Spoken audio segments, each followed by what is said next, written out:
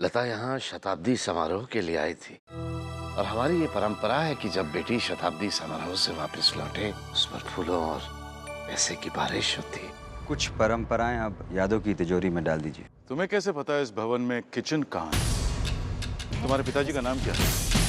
बेटा तुम आ जाओगी ना टाइम पे? अब पैसों का प्रबंध हो जाएगा ना? हमें कुछ पैसे एडवांस चाहिए थे। कम से कम 3 महीने से पहले कोई एडवांस नहीं मिलेगा।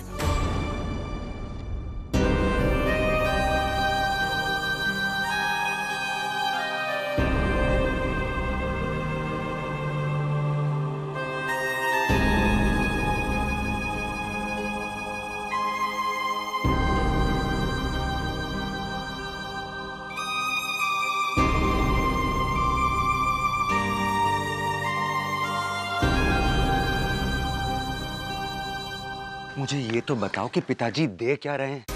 तुम्हें ये पूछने में प्रॉब्लम क्या है? अगर ऐसा कुछ दे रहे हैं जिसमें मेरा भला हो तो 1-2 घंटे क्या मैं यहाँ 1-2 दिन रुक जाता हूँ। और अगर कुछ नहीं दे रहे तो यहाँ टाइम खराब करने से क्या फायदा? धीरे बोलिए, कोई सुन लेगा। तुम नहीं बोल पा रही तो कम से कम मेरी बातें तो सुनने दो सबको। पिताजी किन परिस्थितियों से गुजर रहे हैं आप अच्छी तरह से जानते हैं, फिर भी ऐसी बातें कर रहे हैं। ज्यादा कुछ नहीं दे पाएंगे वो आपको, ये आप समझ लीजिए। समझ में नहीं आता ये रस्में वस्में निभाने की क्या सनक है। पता नहीं क्यों लोग रस्मों के नाम पे खुद भी परेशान होते हैं और दूसरों को भी परेशान करते हैं।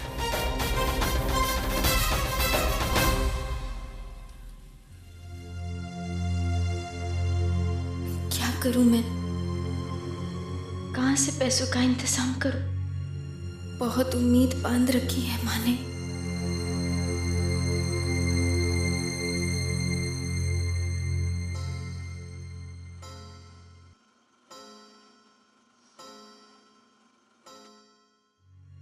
पाँच बज गए, तुम्हारी छुट्टी का टाइम हो गया। सर वो कल के पहले केस की नोटिंग पूरी करते हैं, लगभग हो गई है।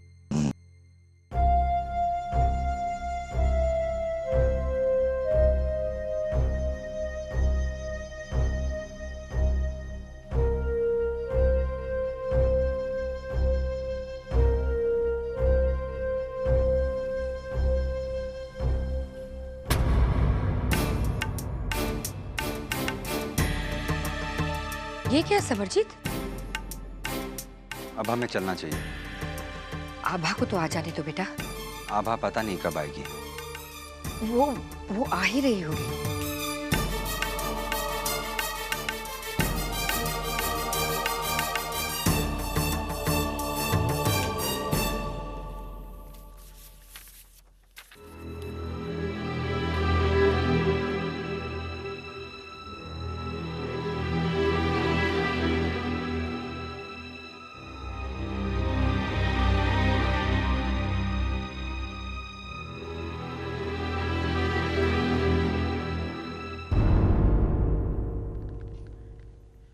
सर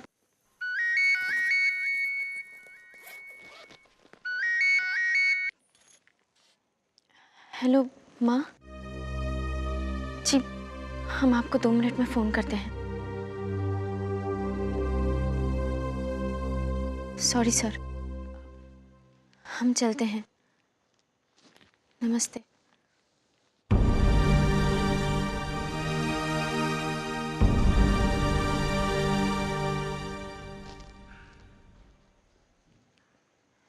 सर वो सेकंड केस की नोटिंग हम कल कर देंगे।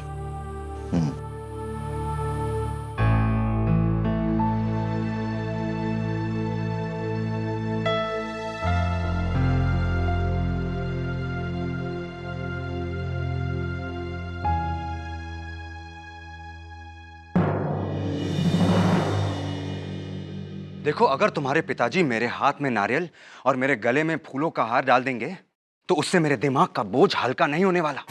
जब तक मेरी जेब भारी नहीं होगी तब तक मेरा दिमाग हल्का नहीं हो सकता। आप पिताजी की भावनाओं को रुपयों पैसों से क्यों तोल रहे हैं? वो तो सिर्फ इतना कहते हैं, अगर परंपरा अनुसार विदाई ठीक से ना हो शादीशुदा लड़कियों की तो वो अपशगुन होता है। स्वर्ण भवन से तुम लोग निकाल दिए गए, शहर से निकलने की नौबत मेरी आ गई। अब इससे ज्यादा अपशगुन क्या हो सकता है लता? अब बस, बहुत हो गई बातें। तुम्हें यहाँ रहना है तो रहो, लेकिन मैं जा रहा हूं। और इस बार मैं तुम्हें दोबारा लेने नहीं आऊंगा।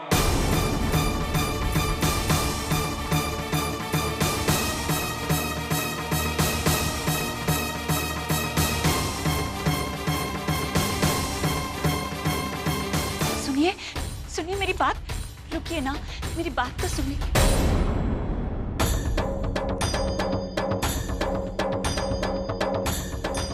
शाबाश समरजीत, हमारे लड़खड़ाते हुए हौसलों को अच्छा सहारा दे रहे हो तुम। अगर तुम्हें जाने की इतनी जल्दी है बेटा, तो तुम जा सकते हो। तुम्हें आभा का इंतजार करने की जरूरत नहीं है।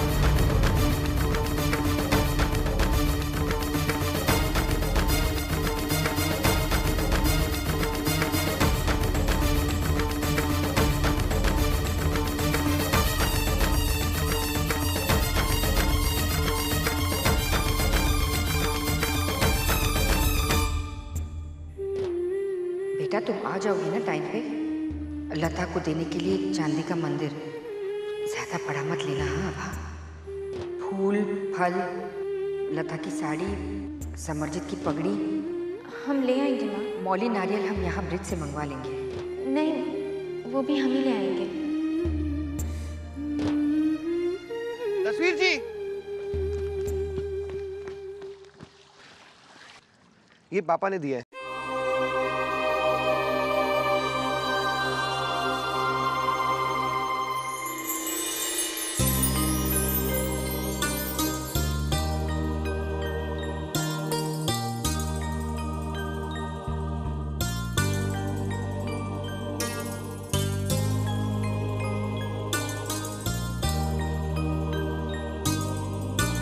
माँ, माँ, माँ, क्या हुआ बेटा?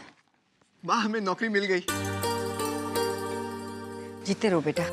अब हम भी पैसा कमाने लगेंगे। किसी चीज की कमी नहीं होगी अब हमें।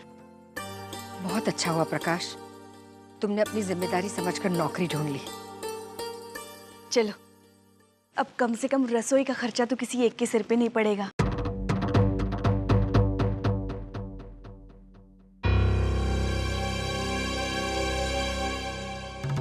नहीं नहीं, मेरे कहने का मतलब ये है दीदी कि अब बेचारा अपनी मर्जी से मिस्सी रोटी, बेसन की रोटी, मकई की रोटी खा तो सकेगा। हम तो इसकी छोटी छोटी इच्छाएं भी पूरी नहीं कर पाते। ऐसी बात नहीं है भाभी। आभा, आगे बेटा, तकलीफ तो नहीं हुई ना बेटा? नहीं माँ, बस बाजार में थोड़ी देर हो गई। अब ये सब सामान थाल में सजा दीजिए। दीदी और जीजा जी कहाँ हैं? अंदर कब से जाने के लिए तैयार बैठे हैं बेटा।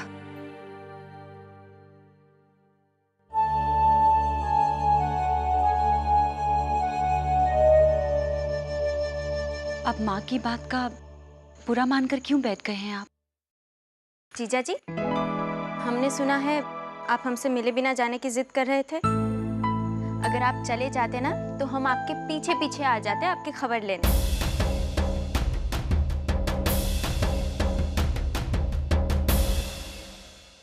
क्या हुआ जीजा जी?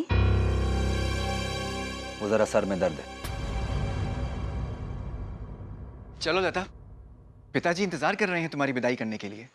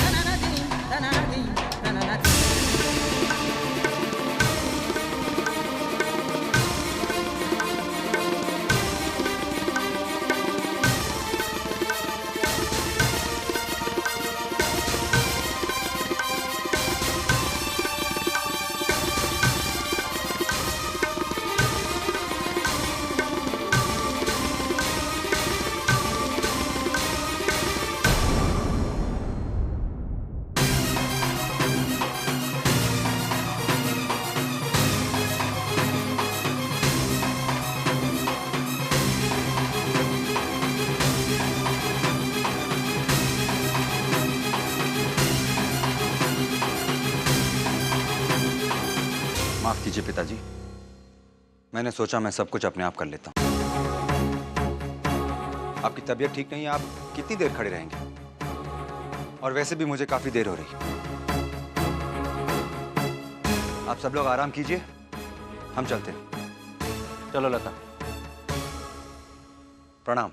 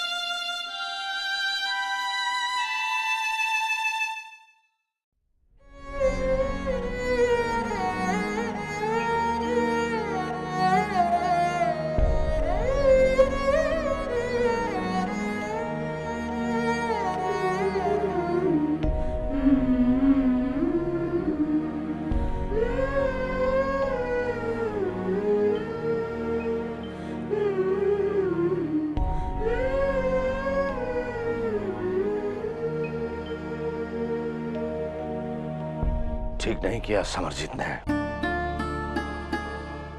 चंद्रप्रभा, हम खुश नहीं हैं उससे। उसने आपकी सेहत का ख्याल रख के ये सब किया है ना? मजाक बना दिया उसने हमारा।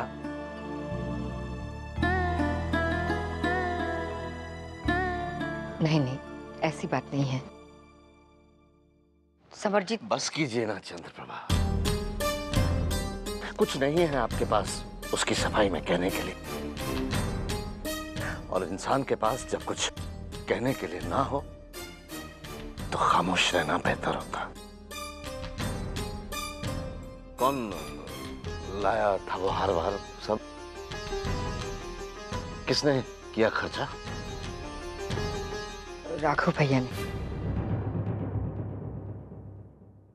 आप चिंता मत कीजिए, पैसे पैसे का हिसाब रख रहे हैं हम, जो वो खर्च कर रहे हैं हम पर।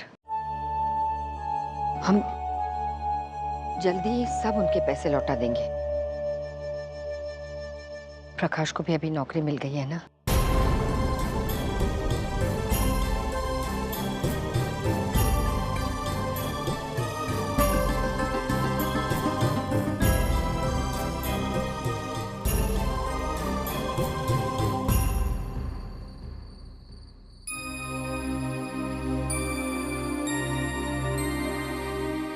क्या हुआ प्रकाश भैया? कितनी मुश्किल से हमें आज नौकरी मिली है आबा, लेकिन जीजा जी ने हमें अपनी सफलता पर खुश भी नहीं होने दिया।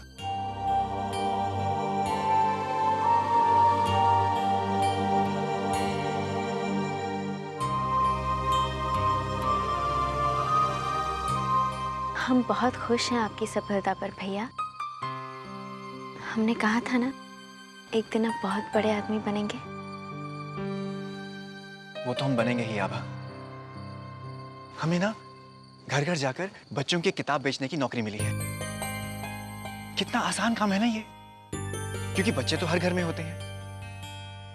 अब हर कोई हमसे किताब खरीद लेगा और पैसे जमा हो जाएंगे हमारे पास। तो हम अपनी किताबें छपवाने लगेंगे और फिर हम अपनी प्रिंटिंग प्रेस लगा लेंगे आबा। बहुत पैसा हो जाएगा हमारे पास और फिर हम अपना स्वर्ण भवन वापस खरीद लेंगे।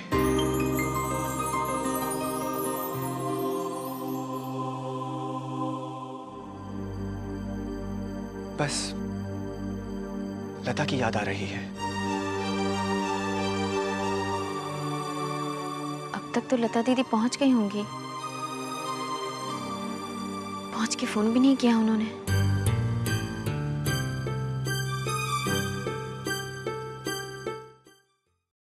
1000 रुपए का भी नहीं होगा। ऊंट के मुंह में जीरा डालकर क्या ऊंट की भूख मिटती है? समझते नहीं ये लोग कि मैं लालच नहीं कर रहा। मुझे इस समय उन रुपयों की सख्त जरूरत है।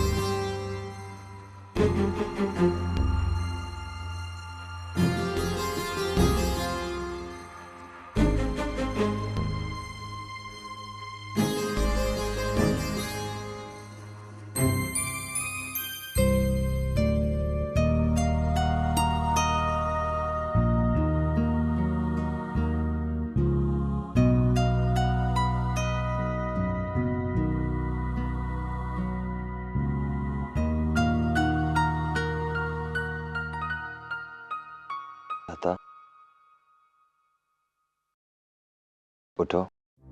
जी। उठो तो, मेरे साथ आओ।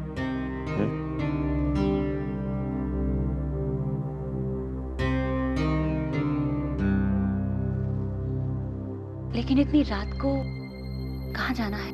सवाल मत करो, आओ।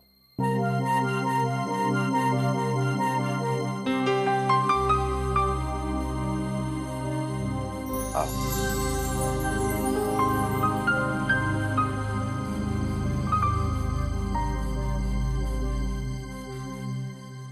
आज से तुम मेरे कमरे में नहीं सोगी।